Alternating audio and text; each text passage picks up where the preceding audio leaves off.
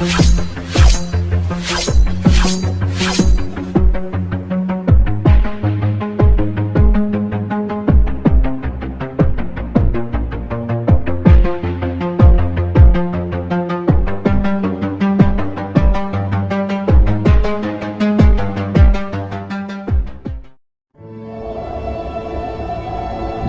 មេឃាដ៏ធំល្វឹងល្វើយនៃឋានត្រៃត្រង់រស្មីពណ៌មាសចាំងភ្លឺចេញពីបល្ល័ង្កនៃព្រះឥន្ទ្រាធិរាជព្រះអង្គមានបន្ទូលបង្គាប់ទៅកាន់បុត្រាគឺព្រះកេតុមាលីឲ្យចុះមកកាន់ភពផែនដីនៃកម្ពុជាសុវណ្ណភូមិភារកិច្ចដ៏ធំធេងគឺត្រូវកសាងមហានគរមួយឲ្យរុងរឿងដូចឋានសួគ៌ដើម្បីជាទីសក្ការៈនិងជាជំរកដ៏សុខសាន្តនៃរាជខ្មែរគ្រប់រូបព្រះបុត្រាទទួលបញ្ជាដោយចិត្តមុតមាំរួចយាងចុះតាមចន្ទៅរស្មីឆ្ពោះទៅកាន់ទឹកដីដ៏វិសុទ្ធដែលពោពេញដោយបារមីនិងមន្តអាគមអាកំបាំងគ្រប់ជំហានដែលយាងចុះមកផែនដីញ័ររជួយទទួលដឹងពីឫទ្ធិអំណាចនៃទេវៈដែលនឹងមកផ្លាស់ប្ដូរវិស័យលោកអាណាចក្រជានិរន្តរ៍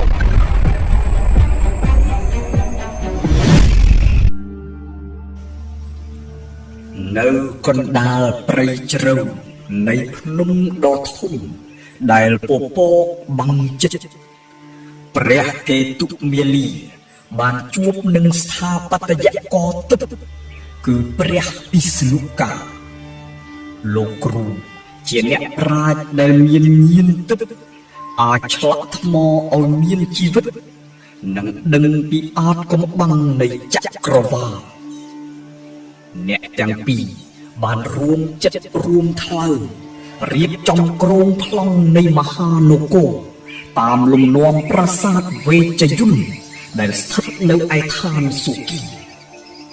ផែនទីនៃប្រាសាទត្រូវបានគូសឡើងដោយមន្តអាគម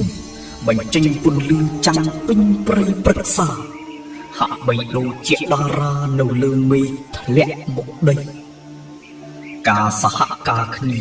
រវាងអំណាចបុណ្យនៃស្ដេចទេវតានិងបញ្ញាដ៏អស្ចារ្យនៃអ្នកប្រាជ្ញសិល្បៈបានចាប់ផ្ដើមបើកទំព័រប្រវត្តិសាស្ត្រថ្មីនៃស្ថាបត្យករដ៏អស្ចារ្យបំផុតលើលោក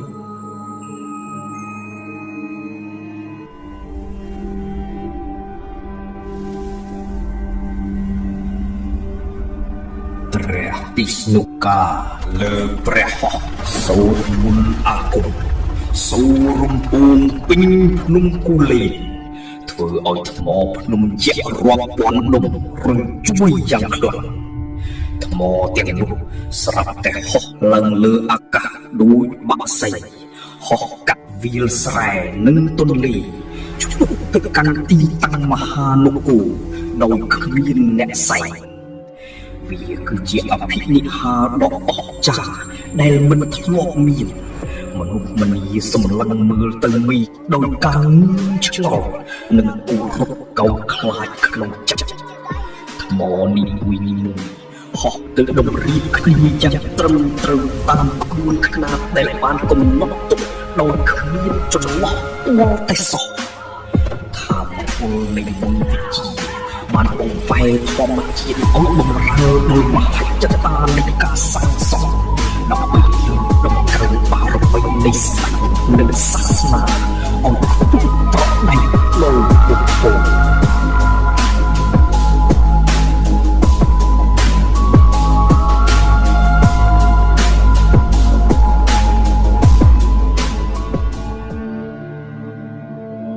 ដើម្បីឲ្យមហានគររឹងមាំយូរអង្វែងរាប់ពាន់ឆ្នាំព្រះកេតុមាលីបានធ្វើពិធីបូជាដល់ម្ចាស់ទឹកម្ចាស់ដីនិងស្ដេចនាគរាជព្រះអង្គបានចាក់ស្រាមន្តអាគមចុះលើផែនដីស្រាប់តែមានពន្លឺពណ៌មាសភាយចេញមកហើយដីក៏ប្រេះបែកជា4ជ្រុងស្ដេចនាគរាជដ៏អស្ចារ្យបានងើបក្បាលឡើងពីក្រោមដី បញ្ចេញរឹតតាំងចិត្តការពារគ្រឹះប្រាសាទមិនឲ្យរង្គោះរង្គឿនសំឡេងក្រហមរបស់នេះធ្វើឲ្យសត្រូវទាំងឡាយដែលចង់មកបំផ្លាញត្រូវញើសស្លុតស្មារតីរត់បាត់អស់ពីដីនេះគឺជាកិច្ចសន្យាដ៏ស័ក្តិសិទ្ធិរវាងទេវៈមនុស្សនិងសត្វអភិនិហរដើម្បីធានាថាអង្គរនឹងក្លាយជាបេះដូងដែលមិនចេះស្លាប់នៃអាណាចក្រខ្មែរជានិច្ច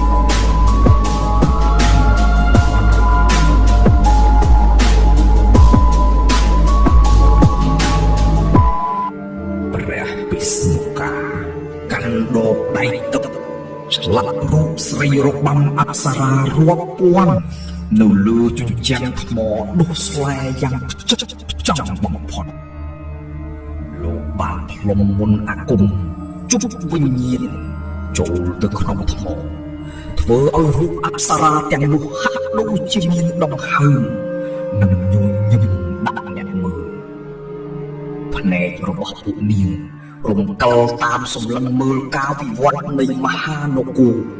ហាក់បីដូចជាទេវតាចុះមកយាមកាមជញ្ជាំងប្រាសាទសម្រស់នៃសិល្បៈនេះបានធ្វើឲ្យថ្មដ៏ត្រជាក់คล้ายជាមានភាពរស់រវើកនិងមានព្រលឹងវិញ្ញាណវិលវល់ក្នុងបរិយាកាសគ្រប់ក្បាច់ក្បូរដែលបានឆ្លាក់ឡើងគឺជានិមិត្តរូបនៃសន្តិភាព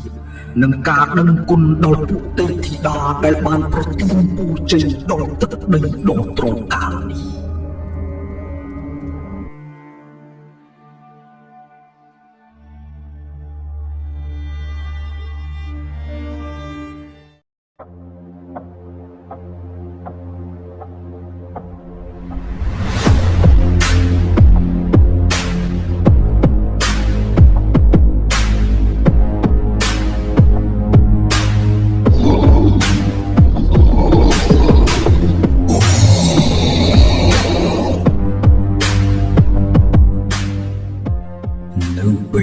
រាត្រីមកដល់ពួកអសុរកាយដែលឈ្លានពានបានងើបចេញពីស្រមោលងងឹតដើម្បីមកបំផ្លាញសំណង់នៃមហានគរពួកវាខ្លាចរស្មីនៃប្រាសាទមេឃព្រោះវាជាតំណាងនៃពន្លឺយុត្តិធម៌ដែលនឹងកម្ចាត់អំពើអាក្រក់ឲ្យវានាសព្រះគេទូលទាញព្រះខ័ណ្ឌចេញពីស្រោបញ្ចេញពន្លឺពណ៌ខៀវត្រជាក់ភ្នែករួចរំទះបាញ់កាត់មេឃៀមដល់ខ្មៅប្រយុទ្ធគ្នាយ៉ាងសាហាវបានកើតឡើងនៅចន្លោះជួរថ្មភ្នំដែលកើតជាសួរក្រហមពេញទិសទាំង8ដល់រដ្ឋាភិបាលនៃទេវបុត្រនិងការកើតពីទ័ពនេះពួកបិសាចត្រូវគៀបទៅនិងរលីខ្លួនបាត់ក្នុងផ្សៃកាប់នៃសេចក្តីស្លាប់និងបរាជ័យ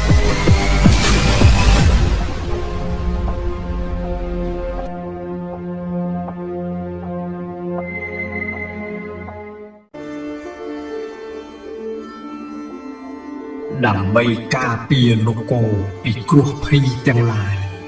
ព្រះពិស្ណុកាបានតម្លើងកងចក្រមុនអាគមនៅលើកំពូលប្រាសាទដែលខ្ពស់ជាងគេបំផុតនៅពេលកងចក្រនោះវិលជុំវិញខ្លួនឯងវាបានបាញ់ចេញនៅកាំរស្មីពណ៌មាសឡើងទៅលើមេឃបង្កើតជាខែលការពារដ៏អស្ចារ្យពន្លឺនេះបានគ្របដណ្ដប់លើផ្ទៃដីរាប់រយយួនធ្វើឲ្យទឹកដីខ្មែរคล้ายជាតំបន់សុវត្ថិភាពបំផុតក្នុងលោកសូម្បីតែមីដែលធ្លាប់តែងងឹតក៏ប្រែជាស្រឡះឆ្វេងយល់ដល់ដួងតារាដែលនៅឆ្ងាយសែនឆ្ងាយពីភ្នែកមនុស្សវាគឺជាធម្មពលចក្រវាឡដែលទាញយកមកប្រើដើម្បីតម្កល់ទុកនឹងសន្តិសុខនិងភាពរុងរឿងជារៀងរហូតដល់កូនចៅខ្មែរចំនួនក្រោយទៀត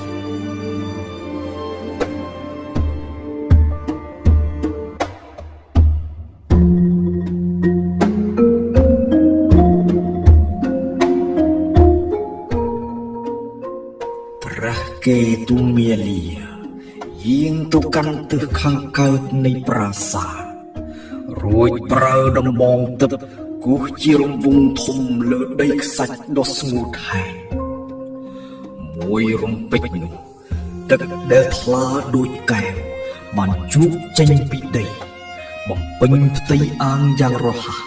คล้ายជាបារាយណ៍ទឹកដ៏ធំល្វឹងល្វើយទឹកនេះមិនមែនជាទឹកធម្មតាទេប៉ុន្តែវាគឺជាទឹកមុនដែលផ្ដល់នូវជីវិតដល់កសិកម្មនិងសុខភាពដល់ប្រជារាស្ត្របាក់សាបាក់សីចាប់ផ្ដើមហោះមកលេងទឹកផ្កាឈូករីកស្គុះស្គាយបង្ហាញពីភាពត្រជាក់ត្រជុំនៃដួងព្រលឹងជាតិខ្មែរស្រះសល់នេះបានคล้ายជាកញ្ចក់ឆ្លុះបញ្ចាំងពីសម្រស់នៃប្រាសាទអង្គរដែលឈរយ៉ាងអង្អាចនៅមាត់ទឹកហាក់ដូចជាឋានសួគ៌នៅលើដីពិតៗ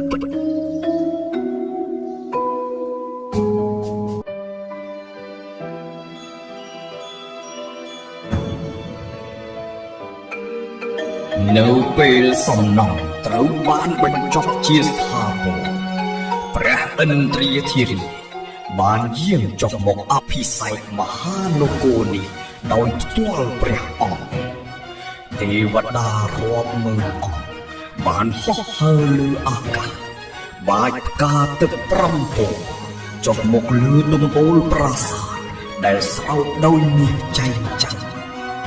សំឡេងតន្ត្រីពិណពាក្យទឹកបន្លឺឡើងរំដុំចិត្តធ្វើឲ្យសត្វលោកទាំងឡាយមានសេចក្តីត្រេកអរជាខ្លាំងរកអ្វីប្រៀបមិនបានព្រះកេតុមាលា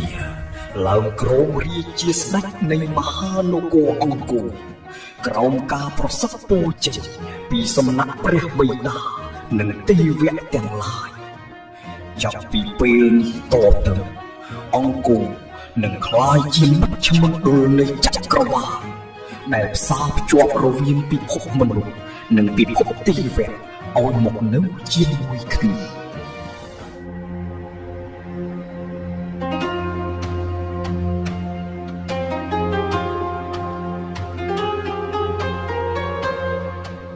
ពេលវេលាបានកន្លងផុតទៅរាប់ពាន់ឆ្នាំ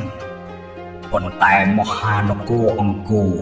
ដែលកសាងដោយបារមីព្រះកេតុមាលានិងព្រះពិស្ណុកានៅតែឈរយ៉ាងរឹងមាំថ្មនីមួយនៅតែដកដង្ហើមនិយាយរៀបរាប់ពីភាពថ្គុំថ្កើងនៃបុព្វបុរសខ្មែរដែលបានបន្សល់ទុកនូវមរតកដ៏អស្ចារ្យបំផុតក្នុងលោកមកដល់ពេលនេះ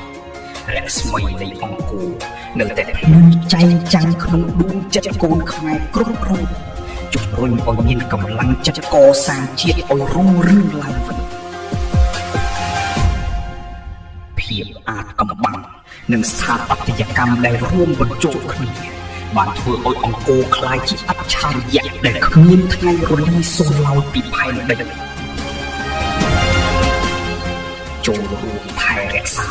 និងលើកតម្កើងដួងព្រលឹងជាតិយើងឲ្យពិភពលោកបានស្គាល់ពីតម្លៃនៃមហានគរមេដែលកើតចេញពីឫទ្ធិបារមីពិត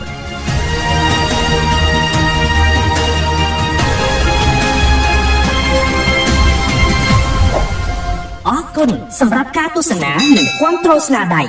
កុំភ្លេចចុច Subscribe ម្នាក់មួយផងណាដើម្បីកម្លាំងចិត្តធ្វើរឿងនិទានថ្មីៗទៀត